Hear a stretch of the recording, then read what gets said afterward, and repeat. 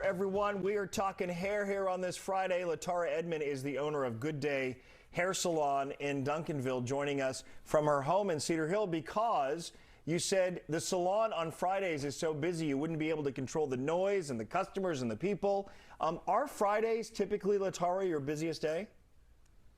The weekends are very busy for us, typically because people are off work or they have flex schedules, and so they have the flexibility to come in on the weekends. So yes, Fridays are extremely busy in the salon. All right, so you're in Duncanville. From how far do people travel to get to you? Because I know it's an incredibly popular salon. Like, among your customers, who travels the furthest? Well, most of our customers travel about a 30-mile radius. We've had people come as far as Frisco and Fort Worth. So usually 30 to 45-mile radius is about where we pull people. All right, we're going to get into the particulars of winter hair and things that women should be mindful of. But I want to ask you, we just talked about small business ownership and small business challenges. You're a small business owner. Are you in that groove where you feel like you're benefiting from all of the great trappings of small business ownership and balancing your personal life against it? Or are there days and times when you're just completely entrenched? Well, as a small business owner, you wear several different hats. I mean, some days I'm the janitor, some days I'm styling hair, and some days I'm answering the phone. So it's been extremely busy for us, particularly because of COVID. We've had to change up some of our protocols and how we're assisting our clients, but we are an essential business. People are going to come to the salon to get their grooming and their beautifying taken care of. So it's been busy for us, and I'm blessed to say that, because some businesses have suffered tremendously during this pandemic. Yeah, there have been challenges, that's for sure. All right, so we showed an image of a woman standing there sort of dumbfounded and like scratching her head. Maybe she was literally scratching her head, because you say in the wintertime when the temperatures drop, that's one of the things that we may not be prepared for. Our scalps dry out, right? Exactly. The winter can be, in the cold weather, can be detrimental to our hair and to our scalp, particularly because it zaps the moisture out of our hair and our scalp. And so the wind, gets your hair tangled and matted. The dry air makes our hair dry, brittle, frizzy, and our scalp itchy and flaky sometimes. So it's due to the lack of moisture in the air, and it can wreak havoc on our hair.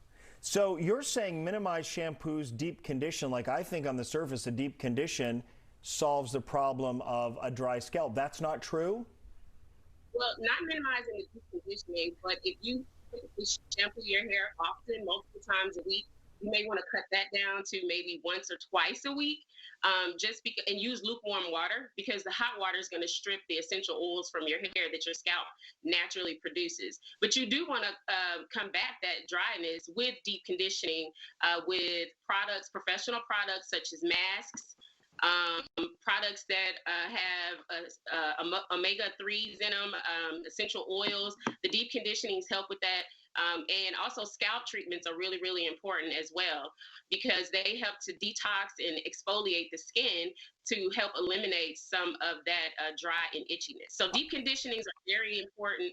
Shampoos, they're still important. You just need to cut back on it because of the water. I got you. Okay. And the interesting, hot water, use lukewarm water because it strips the oils. All right, Yolanda, any questions while we've got our expert here? No, anything you need to know? I was reading, and LaTarah, I've done my protective hairstyle for the winter, so I've got my braids and my twists and everything, because a lot of people don't know that. That's what that's called, a protective hairstyle. It's considered a protective hairstyle. Is that right, LaTarah? That is. A protective hairstyle is anything that's going to shield your hair from the climate, or from excessive styling, like using your curling irons, right? With heat, you want to use those at 350 degrees or less and use a heat protectant.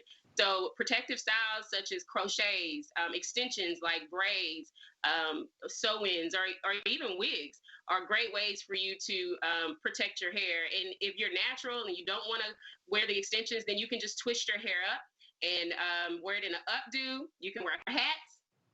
Okay, or you can even wear a scarf. You just want to make sure that your hat and your scarves are lined with silk lining so that it doesn't rub and dry the hair out. All right, great advice there. And I just want to say before we let you go, as a small business owner who's done well, you give back to the community. You have a $1,000 scholarship you're offering to financially assist students who want to study the art and the science of improving, beautifying the hair, skin, nails. We want people to be able to apply. The deadline is February 14th. It's the $1,000 Beyond Beauty Scholarship. And again, Valentine's Day, February 14th, is the deadline. LaTarah, thank you for joining us. Thank you. Thank you, Ron. All right, have a good busy weekend there. Go to goodhairday.net for more information. Also on Instagram, Good Hair Day Salon. And we'll be back.